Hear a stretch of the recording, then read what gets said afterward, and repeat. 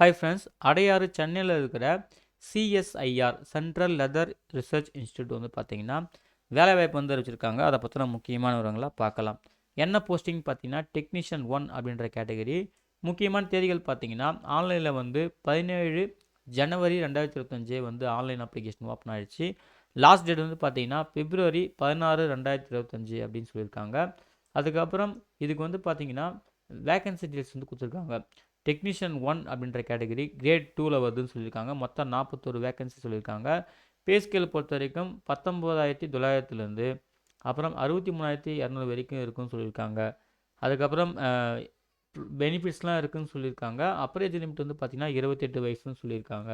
அதுக்கப்புறம் என்ன சொல்லியிருக்காங்கன்னா நீங்கள் கம்ப்ளீட்டாக ஆன்லைன் மோடு தான் அப்ளை பண்ணணும்.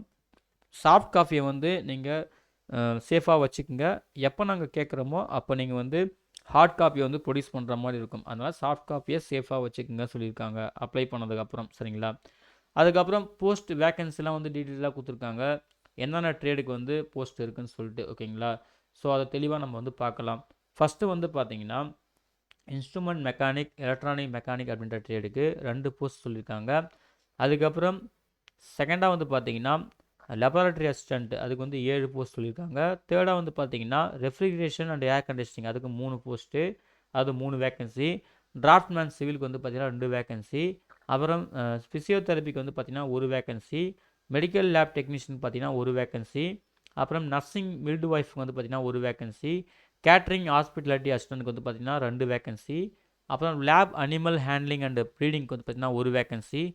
House keeper front office assistant 2 vacancy. ஃபார்மாசிஸ்ட்டுக்கு வந்து 1 வேக்கன்சியும். நெட்வொர்க் மெயின்டெனன்ஸ் வந்து பார்த்தீங்கன்னா 2 வேக்கன்சியும். கம்ப்யூட்டர் ஆப்ரேட்டருக்கு வந்து பார்த்தீங்கன்னா அதாவது ப்ரோக்ராமிங் அசிஸ்டன்ட் சிஓபிஏ சொல்லுவாங்க, அவங்களுக்கு வந்து 8 வேக்கன்சி. அப்புறம் அட்மினிஸ்ட்ரேஷன் அசிஸ்டன்ட் பிஏஎஸ்டபிள்யூ அப்படின்னு சொல்லுவாங்க இல்லையா, அவங்களுக்கு வந்து பார்த்தீங்கன்னா அதாவது அதில் சேரும் 8 வேக்கன்சிலே சேர்ந்து சரிங்களா. அதாவது சிஓபிஏக்கும் சரி அப்புறம் பிஏடபிள்யூஎஸ்டபிள்யூஏ இவங்களுக்கு வந்து பார்த்திங்கன்னா மொத்தமாக சேர்ந்து 8 வேக்கன்சி தான் சரிங்களா. இதான் வந்து 13வது சீரியல் நம்பரு. அப்புறம் 14வது கேட்டகரியாக வந்து பார்த்திங்கன்னா லைப்ரரி அசிஸ்டண்ட் இவங்களுக்கு பார்த்திங்கன்னா 1 வேக்கன்சி தான் சொல்லியிருக்காங்க.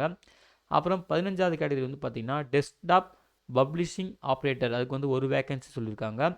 அப்புறம் லெதர் குட்ஸ் மேக்கர் அதுக்கு வந்து 2 வேக்கன்சி சொல்லியிருக்காங்க. அப்புறம் ஃபுட்வியர் மேக்கர் பார்த்திங்கன்னா 2 வேக்கன்சி சொல்லியிருக்காங்க. 18வது கேட்டகரி அதுக்கு வந்து பார்த்தீங்கன்னா ஃப்ளோரிகல்ச்சரிஸ்ட்டுக்கு இது வந்து 1 வேக்கன்சி. அப்புறம் மெக்கானிக் மோட்டார் வெஹிக்கிள் வந்து பார்த்தீங்கன்னா 1 வேக்கன்சி சொல்லியிருக்காங்க. மொத்தம் 19 கேட்டகரி வந்து சொல்லியிருக்காங்க. ஓகேங்களா? ஸோ தெளிவாக சொல்லிடுறேன். இந்த 19 கேட்டகரிக்கு வந்து பார்த்தீங்கன்னா ஃபஸ்ட்டு வந்து இந்த டேபிளை கிளியராக பார்த்துக்குங்க. போஸ்ட் கோடு இருக்கும், அப்புறம் அந்த என்ன ட்ரேடு இருக்கும், அதுக்காக அந்த இந்த போஸ்ட் ட்ரேடுக்கான வேக்கன்சி எவ்வளோ, அந்த போஸ்ட்டுக்கு வந்து பார்த்தீங்கன்னா அதுலேயும் கேட்டகரி வைஸ் கொடுத்துருப்பாங்க. யூஆருக்கு, ஓபிசி, எஸ்சி, எஸ்டி, ஓபிசின்னு சொல்லிட்டு பிடபிள்யூடிக்குமே வந்து பார்த்தீங்கன்னா தெளிவாக கொடுத்துருப்பாங்க. ஸோ அந்த கேட்டகரி வைஸுமே நீங்கள் செக் பண்ணிக்கோங்க. அந்த போஸ்ட்டில் உங்கள் கம்யூனிட்டிக்கு வேகன்சி இருக்கா இல்லை யூஆர் கோட்டாக்கு வேகன்சி இருக்கான்னு தெளிவாக செக் பண்ணிக்கோங்க. அது ரொம்ப முக்கியமான விஷயம். அப்புறம் அப்பர் ஏஜ் லிமிட் வந்து அவங்க மேக்ஸிமம் 28 வயசுன்னு சொல்லிட்டாங்க. ஸோ ஏஜ் ரிலாக்ஸேஷனுமே இருக்குது, ஒவ்வொரு போஸ்ட் வைஸும் மாறும், அது தெளிவாக செக் பண்ணிக்கோங்க சரிங்களா. அப்புறம் எசென்ஷியல் குவாலிஃபிகேஷன் கல்வி தகுதியை பொறுத்த வரைக்கும் ஒரு 3 ஆப்ஷன் தராங்க. நான் தெளிவாக சொல்லிடுறேன் சரிங்களா. இப்போது மினிமம் 10th படிச்சிருக்கணும் சரிங்களா. நல்லா புரிஞ்சுக்குங்க, மினிமம் 10th படிச்சிருக்கணும். அது கூட வந்து பார்த்தீங்கன்னா கேட்டகரி ஆப்ஷன் வந்து பார்த்தீங்கன்னா நீங்கள் மினிமம் 10th படிச்சிருக்கணும், கூட வந்து ஐடிஐ வந்து முடிச்சிருக்கணும் சரிங்களா. இந்த ட்ரேடில் ரிலவெண்ட் ட்ரேடில் இந்த ட்ரேட்ஸ் அவங்க வந்து இங்கே பார்த்தீங்கன்னா 2 ட்ரேட் சொல்லியிருக்காங்க. இப்போ இன்ஸ்ட்ருமெண்ட் மெக்கானிக், எலக்ட்ரானிக் மெக்கானிக் சொல்லியிருக்காங்க இல்லையா. ஸோ இந்த ட்ரேடும் சரி, இதுக்கு ரிலவெண்ட்டாக இருக்கிற ட்ரேடும் சரி நீங்கள் முடிச்சிருந்தாலும் அப்ளை பண்ணலாம். அதை டீட்டெயிலாக கொடுத்துருக்காங்க, தெளிவாக படிச்சுக்குங்க. இந்த ட்ரேடு படிச்சிருந்தாலும் நீங்கள் அப்ளை பண்ணலாம் ஐடியில் வந்து சரிங்களா. இது ஒரு ஆப்ஷன் சரிங்களா. செகண்ட் ஆப்ஷன் வந்து பார்த்தீங்கன்னா 10th படிச்சிருக்கணும், அது கூட வந்து பார்த்தீங்கன்னா 2 இயர்ஸ் ஃபுல் டைம் எக்ஸ்பீரியன்ஸ் இருக்கணும். அதாவது அப்ரெண்டிஷிப் ட்ரைனில் அவங்க சொன்ன ட்ரேடில் சரிங்களா, அந்த ரிலவெண்ட் ட்ரேடில் 2 இயர்ஸ் வந்து பார்த்தீங்கன்னா நீங்கள் ஃபுல் டைம் வந்து அப்ரெண்டிஷிப் வந்து முடிச்சிருக்கணும். அந்த எக்ஸ்பீரியன்ஸ் வந்து இருந்தாலும் நீங்கள் அப்ளை பண்ணலாம். 3வது ஆப்ஷன் வந்து பார்த்தீங்கன்னா நீங்கள் 10th முடிச்சிருக்கணும், கூட வந்து பார்த்தீங்கன்னா 3 இயர்ஸ் ஒர்க்கிங் எக்ஸ்பீரியன்ஸ் இருக்கணும். அதாவது இந்த சொன்ன ட்ரேடில் இன்ஸ்ட்ருமெண்ட் மெக்கானிக், எலக்ட்ரானிக் மெக்கானிக், இல்லைனா இந்த மாதிரி ministry, department organisation, public sector undertaking, இல்லை அட்டானமஸ் பாடி அப்படின்னு சொல்லிட்டு இந்த மாதிரி ஸ்டேட்லேயோ இல்லை வந்து யூனியன் டெரிட்டரிலையோ நீங்கள் வந்து எக்ஸ்பீரியன்ஸ் வந்து ஒரு 3 வருஷம் வச்சுருந்தாலுமே இந்த ரிலவெண்ட் ட்ரேடில் 10th முடிச்சுட்டு நீங்கள் வந்து தாராளமாக அப்ளை பண்ணலாம். மொத்தம் 3 ஆப்ஷன் நல்லா புரிஞ்சுக்கங்க சரிங்களா. ஸோ அதே போல் நீங்கள் 10th வந்து பார்த்தீங்கன்னா மினிமம் 55% மார்க் வந்து செக்யூர் பண்ணியிருக்கணும். நல்லா புரிஞ்சுக்கங்க சரிங்களா? அதை தெளிவாக கொடுத்துருக்காங்க. இதுதான் கல்வி தகுதி. அப்புறம் ஜாப் ரெக்யர்மெண்ட் வந்து பார்த்தீங்கன்னா, இன்ஸ்ட்ருமெண்ட் மெக்கானிக் எந்த மாதிரி வந்து ஜாப்லாம் செய்ய வேண்டியதாக இருக்கும் அதுக்கான ரெக்யர்மெண்ட்டு. எலக்ட்ரானிக் மெக்கானிக் வந்து எந்த மாதிரி ஜாப்லாம் செய்ய வேண்டியதாக இருக்கும் சொல்லிட்டு அதுக்கான ரெக்யர்மெண்ட் சொல்லிட்டு நான் இப்போதைக்கு ஒரு உதாரணத்துக்கு இந்த இன்ஸ்ட்ருமெண்ட் மெக்கானிக் எலக்ட்ரானிக் மெக்கானிக் மட்டும் உங்களுக்கு எக்ஸ்பிளைன் பண்ணியிருக்கேன். இதே தான் மற்ற அந்த 18 கேட்டகரிக்கும் மொத்தம் 19 கேட்டகரி போஸ்ட் இருக்குது. இதே தான் நீங்கள் தெளிவாக செக் பண்ணுங்கள் சரிங்களா? என்ன போஸ்ட் கோடு, என்ன ட்ரேடு, அப்புறம் அந்த ட்ரேடுக்கு ரிலவெண்ட்டான ட்ரேடு யாராவது வந்து எலிஜிபிள் அதையுமே வந்து நீங்கள் செக் பண்ணிக்கணும். எவ்வளோ போஸ்டிங் இருக்குது, அதை கம்யூனிட்டி வைஸாக எவ்வளோ கொடுத்துருக்காங்க, அப்புறம் ஏஜ் லிமிட் என்ன, ஜாப் ரெக்யர்மெண்ட் என்னன்னு சொல்லிட்டு இந்த டேபிளில் இந்த 19 கேட்டகரிக்கும் நீங்கள் தெளிவாக செக் பண்ணிக்கோங்க. உங்களுக்கு வந்து எங்கே எலிஜிபிலிட்டி மீட் ஆகுதுன்னு செக் பண்ணிக்கோங்க. ரொம்ப முக்கியமான விஷயம். அதே போல் இங்கே வந்து பார்த்தீங்கன்னா மொத்தம் 41 போஸ்ட்டில் ஒரு போஸ்ட் வந்து பார்த்தீங்கன்னா எக்ஸ் சர்வீஸ்மேனுக்கு வந்து ரிசர்வ் பண்ணியிருக்காங்க. மீதி இருக்கிற அந்த ஒரு 9 போஸ்ட் வந்து பார்த்தீங்கன்னா பிடபிள்யூடி கேண்டிடேட் வந்து ரிசர்வ் பண்ணியிருக்கோம் அப்படின்னு சொல்லியிருக்காங்க. இந்த டேபிளில் எங்கேயாவது வந்து ஷார்ட் ஃபார்ம் அதாவது அப்ரிவேஷன்ஸ் இருந்துச்சுன்னா அதுக்கான அப்ரிவேஷன் கொடுத்துருக்காங்க. அதையுமே நீங்கள் டவுட் இருந்தால் செக் பண்ணிக்கலாம். அதே போல் பிடபிள்யூடி கேண்டிடேட்டுக்கு வந்து ஒவ்வொரு போஸ்ட் வைஸாகவும் எந்த மாதிரி டிசேபிலிட்டி கேட்டகரி இருந்தால் உங்களுக்கு சூட்டபிலிட்டியாக இருக்கும்னு சொல்லிட்டு லிஸ்ட்டு கொடுத்துருக்காங்க. டேபிள் கிளியராக செக் பண்ணிக்கோங்க சரிங்களா? ஸோ ஷார்ட் ஃபார்முக்கான அப்ரிவேஷன்ஸ் கொடுத்துருக்காங்க. அதையுமே வந்து பார்த்துக்குங்க. அதுக்கப்புறம் அந்த பே ஸ்கோர் சேர்த்து அலவன்சஸ் பெனிஃபிட்ஸ்லாம் இருக்குது. அதுக்கான கைட்லைன்ஸ் கொடுத்துருக்காங்க. அப்புறம் கண்டிஷன்ஸ் பார்த்தீங்கன்னா இதுக்கு இந்தியன் சிட்டிசன்ஸ் யாரை வேணாலும் அப்ளை பண்ணுறான். கரெக்டாக எலிஜிபிலிட்டி கிட்டே மீட் ஆகிறவங்க மட்டும் அப்ளை பண்ணுங்க சொல்லியிருக்காங்க. அதே போல் சர்டிஃபிகேட் வெரிஃபிகேஷன் சரி கரெக்டாக சப்போர்ட்டிங் டாக்குமெண்ட்ஸ் நீங்கள் ப்ரொடியூஸ் பண்ணுற மாதிரி இருக்கும். ரெடி பண்ணி வச்சுக்கோங்க சொல்லியிருக்காங்க.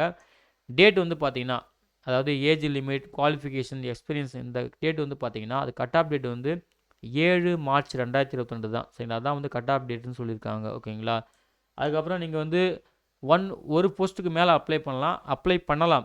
ஆனால் தனித்தனியாக தான் நீங்கள் வந்து ஆன்லைனில் அப்ளிகேஷன் வந்து சப்மிட் பண்ணணும். கரெக்டாக அந்த போஸ்ட் கோடை மென்ஷன் பண்ணி சப்மிட் பண்ணுங்கள் அப்படின்னு சொல்லியிருக்காங்க. அப்ளிகேஷன் ஃபீஸும் அதேமாரி நீங்கள் தனித்தனியாக பே பண்ணுற மாதிரி இருக்கும். இஃப் அப்ளிகேபிளாக இருந்தால் மட்டும் அப்படின்னு சொல்லியிருக்காங்க. அதையும் வந்து பார்த்துக்குங்க. அதே போல் கரெக்டாக ப்ராப்பராக அப்ளை பண்ணுங்கள். ஏதாவது இன்கம்ப்ளீட் இருந்துச்சுன்னா கண்டிப்பாக ரிஜெக்ட் ஆகும் அப்படின்னு சொல்லியிருக்காங்க. தெளிவாக பார்த்துக்குங்க. அப்புறம் வேகன்சி வந்து பார்த்தீங்கன்னா வந்து மேபி இன்க்ரீஸ் ஆகலாம், இல்லை டிக்ரீஸும் ஆகலாம். அது செலெக்ஷன் டைம் பொறுத்து வேரி ஆகும் அப்படின்னு சொல்லியிருக்காங்க. டிஸ்குவாலிஃபை ஆகுனா என்னென்ன ரீசன்ஸ்லாம் இருக்குன்னு சொல்லியிருக்காங்க. நோட் பண்ணிக்கோங்க. அதுக்கப்புறம் நீங்கள் அப்ளை பண்ணி முடிச்சதுக்கப்புறம் டைம் டு டைம் வந்து அஃபிஷியல் வெப்சைட் சிஎல்ஆர்ஐ வெப்சைட்னு செக் பண்ணிகிட்டே இருங்க. அப்போ தான் யாரெல்லாம் ஷார்ட் லிஸ்ட் ஆகுறீங்க, written exam date, call letter எல்லாமே தெரியும் அப்படின்னு சொல்லியிருக்காங்க. ப்ராபேஷன் பீரியட் வந்து பார்த்திங்கன்னா 1 year அப்படின்னு சொல்லியிருக்காங்க. அதுக்கப்புறம் அப்பர் ஏஜ் லிமிட்டில் ரிலாக்ஸேஷனுமே இருக்குது. எஸ்சி எஸ்டிக்கு 5 years, ஓபிசிக்கு 3 years சொல்லியிருக்காங்க. அதுக்கப்புறம் எம்ப்ளாயிஸ் வந்து யாரெல்லாம் ஒர்க் பண்ணுறீங்களோ கவர்மெண்ட்டில் சிஎஸ்ஐயில் வந்து பார்த்திங்கன்னா அவங்களுக்கு வந்து அப் டு 5 years வரைக்கும் ரிலாக்ஸேஷன் இருக்குது. விடோஸ், டைவர்ஸ்டு, அப்புறம் ஜுடிஷியலி செப்பரேட்டட் உமனுக்குலாம் வந்து பார்த்திங்கன்னா இவங்களுக்கு 35 years சொல்லியிருக்காங்க. அப்புறம் அதில் எஸ்சி எஸ்டி இருந்தீங்கன்னா 40 years சொல்லியிருக்காங்க. பிடபிள்யூடி கேண்டிடேட்டுக்கும் வந்து பார்த்தீங்கன்னா கம்யூனிட்டி வைஸ் சொல்லியிருக்காங்க சரிங்களா? So community wise age relaxation இருக்குது. நீங்களும் செக் பண்ணிக்கோங்க. அப்புறம் இடபிள்யூஸ்க்கு அப்புறம் எக்ஸர்வைஸ்மெண்ட்லாம் சொல்லியிருக்காங்க. அதையுமே வந்து செக் பண்ணிக்கோங்க சரிங்களா?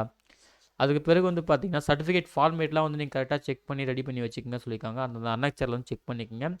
லாஸ்ட் டேட் வந்து பார்த்தீங்கன்னா February 16, 2025 தான் லாஸ்ட் டேட் அப்ளை பண்ணுறதுக்கு சரிங்களா? அப்புறம் பிடபிள்யூடி கேட்டகரிக்கு வந்து ஸ்க்ரைப் யூஸ் பண்ணுறதுக்கான இந்த கைடன்ஸ் கொடுக்காங்க. அன்னெச்சர் 1 இருக்குது. நீங்கள் தெளிவாக செக் பண்ணிக்கங்கன்னு சொல்லியிருக்காங்க. ஸோ உங்களுக்கான கைட்லைன்ஸ் தெளிவாக செக் பண்ணிக்கோங்க. அதுக்கப்புறம் செலெக்ஷன் மோடு கொடுத்துருக்காங்க. அது வந்து பார்த்திங்கன்னா ஃபஸ்ட்டு ஸ்டேஜ் வந்து ட்ரேட் டெஸ்ட் வந்து இருக்குன்னு சொல்லியிருக்காங்க. உங்களுக்கு என்ன ட்ரேடோ அந்த ட்ரேடுக்கு லெவன்ட்டாக டெஸ்ட் இருக்கும். அந்த ட்ரேடில் வந்து யாரெல்லாம் ட்ரேட் டெஸ்ட்டில் குவாலிஃபை ஆகிறீங்களோ அவங்க வந்து ஸ்டேஜ் 2க்கு போவீங்க. அதாவது ரிட்டன் எக்ஸாமுக்கு வந்து போவீங்க சரிங்களா? ரிட்டன் எக்ஸாம் வந்து பார்த்திங்கன்னா ஓஎம்ஆர் பேஸ்டு அப்படின்னா சிபிடி பேஸில் வந்து நடக்கும் அப்படின்னு சொல்லியிருக்காங்க. கொஸ்டின் பேப்பர் வந்து பார்த்தீங்கன்னா இங்கிலீஷு, ஹிந்தியில் மட்டும்தான் இருக்கும் செட் பண்ணுவாங்க சரிங்களா? அதுக்கப்புறம் எக்ஸ்பர்ட் இங்கிலீஷ் லாங்குவேஜ் தவிர சரிங்களா? அப்புறம் ஸ்டாண்டர்ட் வந்து பார்த்தீங்கன்னா எக்ஸாம் ஸ்டாண்டர்ட் வந்து பார்த்தீங்கன்னா 10th + ஐடிஐ அந்த ஸ்டாண்டர்ட்லேயும் 12th ஸ்டாண்டர்ட்லேயும் சரிங்களா? உங்கள் குவாலிஃபிகேஷன் ஏற்ற மாதிரி மாறும் அப்படின்னு சொல்லியிருக்காங்க. அப்புறம் டோட்டல் நம்பர் ஆஃப் கொஸ்டின் வந்து 150 கொஸ்டின். எக்ஸாம் டைம் வந்து பார்த்தீங்கன்னா 2.5 hours சொல்லியிருக்காங்க சரிங்களா? 2 hours 30 minutes சொல்லியிருக்காங்க. அப்புறம் பேப்பர் 1 பொறுத்த வரைக்கும் ஸ்டேஜ் 2 ரிட்டன் எக்ஸாம் பார்த்து பார்த்தீங்கன்னா பேப்பர் 1 பொறுத்த வரைக்கும் 1 hour இருக்குது. மென்டல் எபிலிட்டி டெஸ்ட் இருக்குன்னு சொல்லியிருக்காங்க. மொத்தம் 50 கொஸ்டின், 100 மார்க். ஒரு கொஸ்டினுக்கு வந்து 2 மார்க் சொல்லியிருக்காங்க. இதில் நெகட்டிவ் மார்க் எதுவும் கிடையாது. ஓகேங்களா? அதுக்கப்புறம் வந்து பார்த்தீங்கன்னா பேப்பர் 2 பொறுத்த வரைக்கும் 30 minutes வந்து டைம் அலாட் பண்ணுவாங்க. ஜென்ரல் அவேர்னஸ் இங்கிலீஷு சரிங்களா? மொத்தம் வந்து பார்த்திங்கன்னா மேக்ஸிமம் வந்து 150 மார்க் இருக்கும் சரிங்களா? ஒரு டாபிக் 75 மார்க்கு. இதுக்கு வந்து நெகட்டிவ் மார்க் இருக்குது. ஒரு ராங் ஆன்சருக்கும் 1 மார்க் வந்து நெகட்டிவ் பண்ணுவாங்க. பேப்பர் 3 வந்து பார்த்தீங்கன்னா கன்சர்ன் சப்ஜெக்ட். உங்களுக்கு என்ன அந்த ட்ரேடோ அந்த சப்ஜெக்ட் பொறுத்து உங்களுக்கு வந்து கொஸ்டின் கேட்பாங்க. மொத்தம் வந்து 50 கொஸ்டின் 150 மார்க். ஒரு கொஸ்டினுக்கு 3 மார்க் சொல்லியிருக்காங்க. இதுக்குமே ராங்காக நீங்கள் ஆன்சர் பண்ணிங்கன்னா 1 மார்க் வந்து ஒரு கொஸ்டினுக்கு நெகட்டிவ் பண்ணுவாங்க. சரிங்களா? நீங்கள் பேப்பர் 1ல் நீங்கள் வந்து மினிமம் குவாலிஃபை மார்க்கை மீட் பண்ணால் மட்டும்தான் உங்கள் பேப்பர் 2வையும் பேப்பர் 3யும் வந்து வேல்யூவேட் பண்ணுவோம் அப்படின்னு சொல்லியிருக்காங்க. ஸோ பேப்பர் 1 கண்டிப்பாக நீங்கள் மினிமம் குவாலிஃபை மார்க்கு வாங்கியே ஆகணும். அதே போல் மெரிட் லிஸ்ட் வந்து பார்த்தீங்கன்னா பேப்பர் 2 பேப்பர் 3 அதோட பர்ஃபார்மன்ஸ் பேஸ் பண்ணி தான் அவங்க வந்து மெரிட் லிஸ்ட் அதாவது செலக்டே பண்ணுவாங்க. சரிங்களா? அதை பேஸ் பண்ணி தான் உங்களை ஷார்ட் லிஸ்ட் பண்ணுவோம் அப்படின்னு சொல்லியிருக்காங்க. பேப்பர் 1 வந்து பார்த்தீங்கன்னா ஜஸ்ட்டு வந்து உங்கள் பேப்பர் 2 பேப்பர் 3 வந்து வேல்யூவேட் பண்ணுறது தான் பேப்பர் 1ஓட அந்த பர்ஃபார்மன்ஸ். ஆனால் மெரிட் லிஸ்ட் வந்து பார்த்தீங்கன்னா பேப்பர் 2 பேப்பர் 3யோட நீங்கள் என்ன மார்க் ஸ்கோர் பண்ணுறீங்களோ அந்த மார்க் பேஸிஸ் தான் லாஸ்ட்டாக வந்து அவங்க மெரிட் லிஸ்ட்டே ப்ரிப்பேர் பண்ணுவாங்க. சரிங்களா? அதே போல் டை கேஸ்லாம் முடிஞ்சால் அதுக்கான கைட்லைன்ஸ் கொடுத்துருக்காங்க. அதெல்லாம் தெளிவாக செக் பண்ணிக்கோங்க. அதுக்கப்புறம் வந்து பார்த்தீங்கன்னா எக்ஸாம் சென்டர் அது வந்து பார்த்தீங்கன்னா சென்னையில் தான் வந்து நாங்கள் நடத்துவோம் அப்படின்னு சொல்லியிருக்காங்க. டேட்டு டைமு லொக்கேஷன்லாம் வந்து பார்த்தீங்கன்னா உங்களுக்கு வந்து எக்ஸாம் அப்போ நாங்கள் இன்டிமேட் பண்ணுவோம் சொல்லியிருக்காங்க. அப்ளிகேஷன் ஃபீஸ் வந்து பார்த்தீங்கன்னா ஜென்ரல் ஓபிசி இடபிள்யூஎஸ் கேட்டகரிக்கு வந்து 500 ரூபாய் சொல்லியிருக்காங்க. சரிங்களா? அதுக்கப்புறம் எஸ்சி எஸ்டி பிடபிள்யூடி கேண்டிடேட் வந்து பார்த்தீங்கன்னா woman candidate ex service man அப்புறம் சிஎஸ்ஐ ஆர் எம்ப்ளாயீஸ்லாம் வந்து பார்த்தீங்கன்னா அப்ளிகேஷன் ஃபீஸ் வந்து கிடையாது. அப்ளிகேஷன் வந்து ஃபீஸ் பே பண்ணிட்டா அது வந்து ரீஃபண்ட் ஆகாது அப்படின்னு சொல்லியிருக்காங்க. சரிங்களா? அதே போல் அப்ளிகேஷன் ஃபீஸ் பொறுத்த வரைக்கும் ஆன்லைனில் தான் பே பண்ணணும்னு சொல்லியிருக்காங்க. எஸ்பிஐ பிரான்ச்லையுமே பே பண்ணலாம் அப்படின்னு சொல்லியிருக்காங்க. அதையும் வந்து நோட் பண்ணிக்கோங்க. அப்ளை பண்ணுறது வந்து பார்த்தீங்கன்னா கம்ப்ளீட்டாக ஆன்லைன் மோட் தான். வெப்சைட் கொடுத்துருக்காங்க. அந்த லிங்க்கில் போய்ட்டு அப்ளை பண்ணுங்கள். அதுக்கப்புறம் ஆக்டிவ் இருக்கிற மெயில் ஐடி மொபைல் நம்பர் கொடுத்து அப்ளை பண்ணுங்கள். கரெக்டாக பாஸ்வேர்ட்லாம் ஞாபகம் வச்சுக்கோங்கன்னு சொல்லியிருக்காங்க. அப்புறம் வந்து பார்த்தீங்கன்னா அப்லோட் பண்ணுற அந்த ஃபோட்டோ சைஸு சிக்னேச்சர் சைஸ்லாம் எப்படி இருக்குன்னு சொல்லியிருக்காங்க. அதை நோட் பண்ணிக்கோங்க. நீங்கள் ஹார்ட் காப்பியை வந்து எதுவும் அனுப்பணும்னு அவசியம் இல்லை. ஆனால் ஒரு சேஃப்டிக்கு நீங்கள் வச்சுக்கோங்க. சாஃப்ட் காப்பியும் ஹார்ட் காப்பியும் சேஃப்டிக்கு வச்சுக்கோங்க சொல்லியிருக்காங்க. சரிங்களா? கண்டிப்பாக நாங்கள் ஒரு டைம் கேட்போம். நீங்கள் அப்போ வந்து சப்மிட் பண்ணுற மாதிரி இருக்குன்னு சொல்லியிருக்காங்க. சரிங்களா? ஸோ சாஃப்ட் காப்பியும் சரி ஹார்ட் காப்பியும் சரி சேஃபாக வந்து வச்சுக்கோங்க சொல்லியிருக்காங்க. ஸ்டேஜ் 2ல் கண்டிப்பாக தேவைப்படும். அப்புறம் சிஜிபிஎல்லாம் கால்குலேட் பண்ணுறதுக்கான மெத்தட்ஸ் சொல்லியிருக்காங்க. அதையும் தெளிவாக செக் பண்ணிக்கோங்க. ஓகேங்களா? அதுக்கப்புறம் அவங்க வந்து ஹார்ட் காப்பியை வந்து எப்போ கேட்குறாங்களோ அந்த டைமில் நீங்கள் என்ன பண்ணணும், அந்த ஹார்ட் காப்பியோட சேர்த்து இந்த list of document self attested காப்பியோட நீங்கள் வந்து அனுப்புகிற மாதிரி இருக்கும். ஸோ எதெல்லாம் உங்களுக்கு அப்ளிகபிளோ அந்த டாக்குமெண்ட் லிஸ்ட்லாம் வந்து தெளிவாக செக் பண்ணிக்கோங்க. சரிங்களா? ஸோ இவ்வளோ தான் ஃப்ரெண்ட்ஸ். இதுதான் வந்து நோட்டிஃபிகேஷனோட இங்கிலீஷ் வெர்ஷன். ஓகேங்களா? அதே போல் இந்த லிஸ்ட்டில் இந்த டாக்குமெண்ட் லிஸ்ட்டில் நீங்கள் அந்த ஃபீஸ் பே பண்ணுறீங்க இல்லையா 500 ரூபாய், அதோட ரிசிப்டோட செலானுமே நீங்கள் வந்து சென்ட் பண்ணுற மாதிரி இருக்கும். அப்புறம் இதே தான் அவங்க ஹிந்திலையுமே சொல்லியிருக்காங்க. இந்த ஹிந்தி நோட்டிஃபிகேஷன் முடிஞ்சதுக்கப்புறம் வந்து பார்த்தீங்கன்னா உங்களுக்கு வந்து சில அந்த சர்டிஃபிகேட் ஃபார்மேட்லாம் இருக்கும் இங்கிலீஷில் வந்து அன்னெக்சர் 1லேருந்து. ஸோ உங்களுக்கு எந்த சர்டிஃபிகேட் ஃபார்மேட் தேவைப்படுதோ அதை வந்து எடுத்து ப்ரிப்பேர் பண்ணி வச்சுக்கோங்க. சரிங்களா? ஸோ இவ்வளோ தான் ஃப்ரெண்ட்ஸ். இதுதான் வந்து பார்த்தீங்கன்னா இந்த சிஎஸ்ஐஆர் நிறுவனம். ஓகேங்களா? சிஎஸ்ஐஆர் நிறுவனம் சென்ட்ரல் லெதர் ரிசர்ச் இன்ஸ்டிடியூட் அறிவிச்சிருந்த டெக்னீஷியன் போஸ்ட்டுக்கான இந்த வேலைவாய்ப்புக்கான முக்கியமான விவரங்கள். லாஸ்ட் டேட் வந்து பார்த்தீங்கன்னா பிப்ரவரி 16, 2025. சரிங்களா? சில நாள் தான் இருக்குது. ஒரு டைம் நோட்டிஃபிகேஷனை கிளியராக ரீட் பண்ணிக்கோங்க. உங்களுக்கு எலிஜிபிலிட்டி கிட்டெல்லாம் மீட் ஆயிடுச்சுன்னா ஆன்லைனில் மிஸ்டேக் இல்லாமல் அப்ளை பண்ணுங்கள். இந்த நோட்டிஃபிகேஷன் டவுன்லோட் பண்ணுற லிங்க்கையும் ஆன்லைனில் அப்ளை பண்ணுறதுக்கான லிங்க்கையும் இந்த வீடியோ டிஸ்கிரிப்ஷனில் தரேன். செக் பண்ணி நீங்களும் யூஸ் பண்ணிக்கோங்க. சரிங்களா? அப்ளை பண்ணுற எல்லாருக்கும் wish you all the best. Thank you.